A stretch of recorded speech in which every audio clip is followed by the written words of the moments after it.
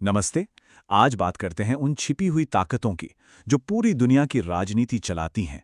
ये कहानी तो सबने सुनी होगी कि कैसे हजारों किलोमीटर दूर बैठी कोई सुपर पावर किसी भी देश की सरकार को गिरा सकती है। तो चलिए आज इसी खेल के नियम को समझते हैं। अब ये सवाल सुनने में थोड़ा डरावना लग सकता है, लेकिन सोचकर देखिए, क्या किसी देश की सरकार का गिरना सिर्फ उसका अंदरूनी मामला होता है, या इसके पीछे किसी बड़ी ताकत की कोई बहुत गहरी चाल भी हो सकती है? हमारे आसपास के कई देशों में तो ये खेल बार बार खेला गया है। ठीक है, तो इस मामले की गहराई में उतरते हैं। देखिए, इंटरनेशनल पॉलिटिक्स ना एक शतरंज के खेल की तरह है, जिसे बड़े और ताकतवर देश अपने फायदे के लिए खेलते हैं। पर सवाल यह है कि वो ऐसा करते कैसे हैं। किसी भी सुपर पावर की असली ताकत सिर्फ उसकी आर्मी नहीं होती। दुनिया में मनचाहा बदलाव लाने के लिए उनके पास असल में 3 मेन हथियार होते हैं। आइए एक एक करके इन पर नजर डालते हैं। पहला और शायद सबसे बड़ा हथियार है पैसा, इकोनॉमिक कंट्रोल।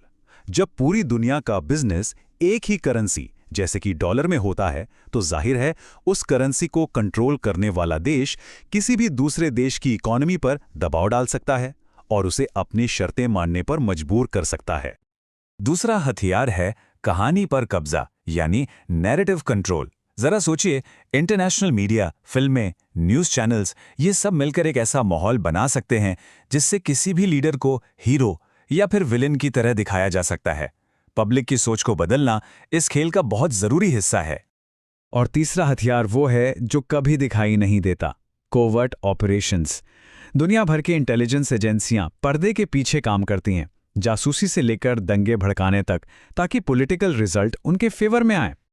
तो सवाल ये उठता है कि इन हथियारों का इस्तेमाल करके सरकारें असल में गिराई कैसे जाती हैं।